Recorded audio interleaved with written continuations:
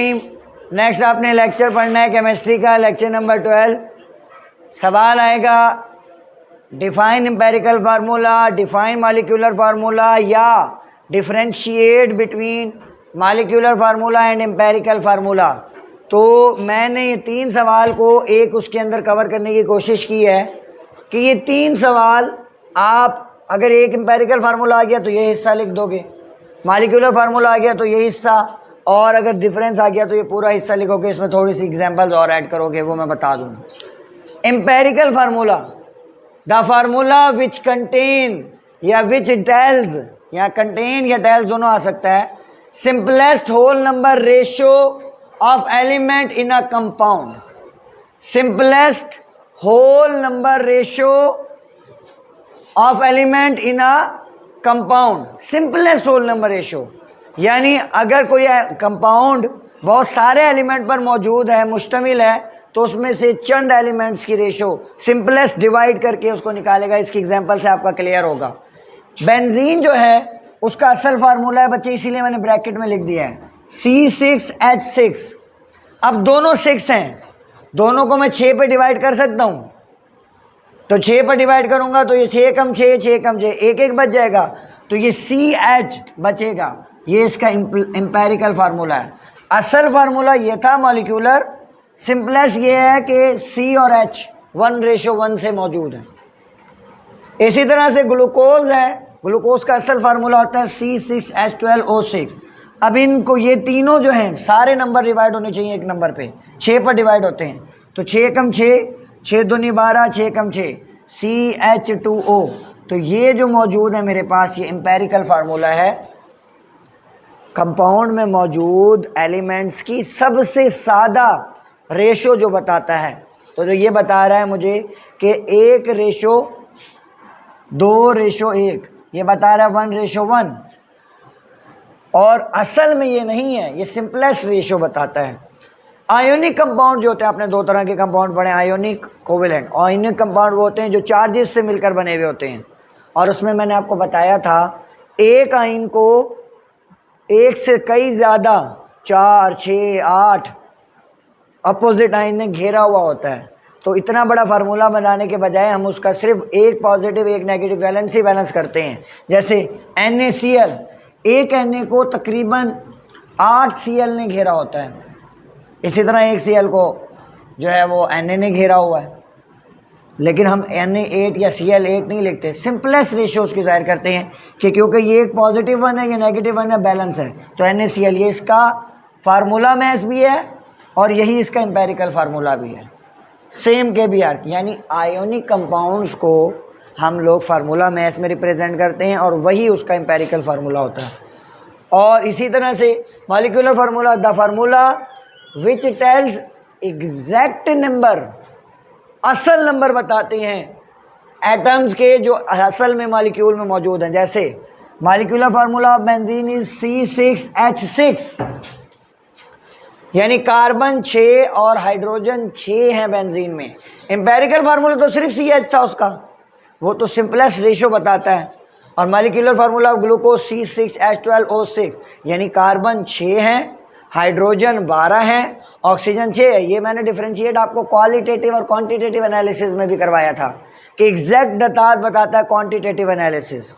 और covalent compounds के दोनों होते हैं, मॉलिक्यूलर फार्मूला भी एम्पेरिकल फार्मूला भी। एग्जांपल आपके सामने है, बेंजीन कोवेलेंट कंपाउंड है, C6H6 इसका मॉलिक्यूलर फार्मूला है और CH इसका एम्पेरिकल फार्मूला है।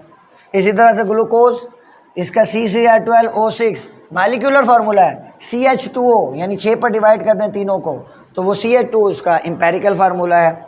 एम्पेरिकल फार्मूला और मॉलिक्यूलर फार्मूला में रिलेशन क्या है? Empirical formula molecular formula math और नंबर n, एक सेकेंड इसको मैंने उल्टा लिख दिया शायद। मॉलिक्यूलर फार्मूला निकालने के लिए हम एम्पेरिकल फार्मूला मैथ को मल्टीप्लाई करते हैं n से। n से कैसे? देखो, जैसे n कोई भी नंबर हो सकता है, 1 2 3। ग्लूकोज की बात करूं, ग्लूकोज का एम्पेरिकल फार्मूला है CH2O, पता है ना मुझे। और अगर मैं इसको n यानी 6 से मल्टीप्लाई कर दूं पूरे को, तो ये क्या होगा, C6 6 दूनी 12 H12O6 सबसे बाहर मल्टीप्लाई होगा ना। तो हम लोग सिंपल वो कहता है कि n जो है कोई नंबर है 1 2 3, अगर उस स्पेसिफिक नंबर से मल्टीप्लाई करें तो हम एम्पेरिकल फार्मूला से मॉलिक्यूलर फार्मूला निकाल सकते हैं। तो ये सिंपल मेरे पास कंसेप्ट है। और एक शॉर्ट क्वेश्चन पूछा जाता है, write 2 names are 3 names are 4 names या 4 फार्मूलाज। ये सात दोनों जो है ना टाइप्स हैं केमिकल फार्मूला की, जो कल आपने पढ़ा है, how to write a chemical formula. Chemical formula की दोनों टाइप्स हैं, एम्पेरिकल फार्मूला और मॉलिक्यूलर फार्मूला। ऐसे एलिमेंट्स जिनके एम्पेरिकल फार्मूला और मॉलिक्यूलर फार्मूला सेम होते हैं, उनकी एग्जांपल दें, वो ये है H2O। अब इससे सिंपल क्या होगा, ये दो है, ये क्या एक नंबर पर डिवाइड तो नहीं होते। CO2, HCl,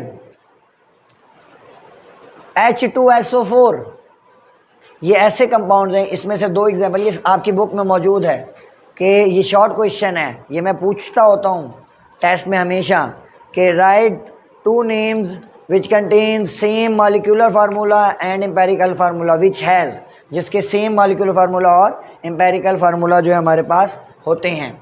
उसके बाद हम लोगों ने एक टॉपिक पढ़ना है आयंस। अगर कोई एटम या group of atom contain charge रखता है तो उसे हम कहते हैं ion.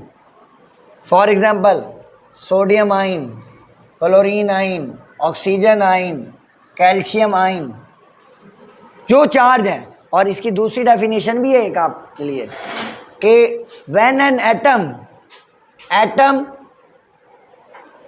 Lose our gain electron, या इलेक्ट्रॉन को लूज करे या इलेक्ट्रॉन को गेन करे तो आयन बन जाता है। क्या बन जाता है, आयन। आयन की मैंने एग्जांपल दे दी। अब दो तरह के आयन होंगे, एक पॉजिटिव आयन और एक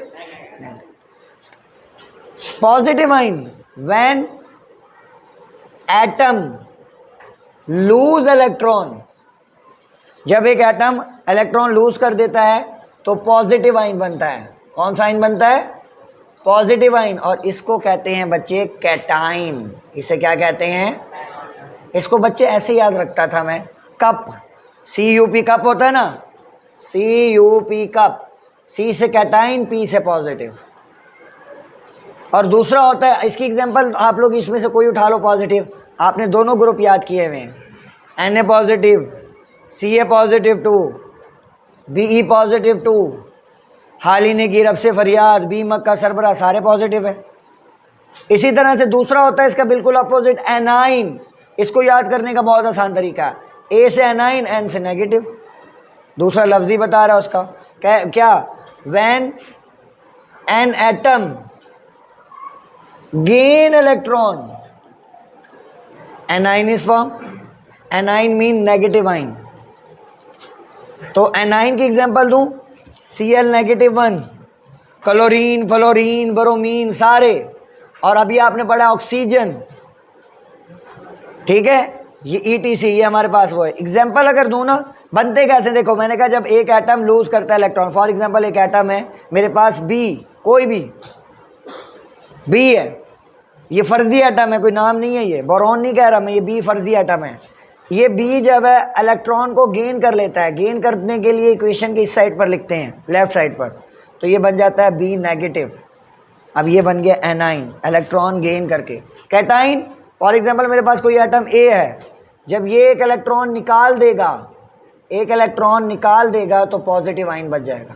इसकी मैंने बेहतरीन करके आपको समझाया था, एक न्यूट्रल एटम में 10 इलेक्ट्रॉन है, 10 प्रोटॉन है, एक इलेक्ट्रॉन चला गया तो 9 बच गए, 9 ने 9 को कैंसिल कर दिया, इलेक्ट्रॉन की कमी की वजह से पॉजिटिव चार्ज आ जाएगा जितने इलेक्ट्रॉन गए होंगे। तो ये देखो, एक इलेक्ट्रॉन गया, एक पॉजिटिव चार्ज, 2 जाते 2 पॉजिटिव, 3 जाते 3 पॉजिटिव। इसी तरह से एक इलेक्ट्रॉन गेन किया, एक नेगेटिव, दूसरा करेगा दूसरा नेगेटिव, तीसरा करेगा तीसरा नेगेटिव। तो ये एनाइन, आइन, कैटाइन, एनाइन, ये एम्पेरिकल फार्मूला और मॉलिक्यूलर फार्मूला कल आपके लिए इतना सा वर्क है, थोड़ा है, टाइम की शॉर्टेज की वजह से थोड़ा पढ़ा है। ठीक है, जज़ाकल्लाह।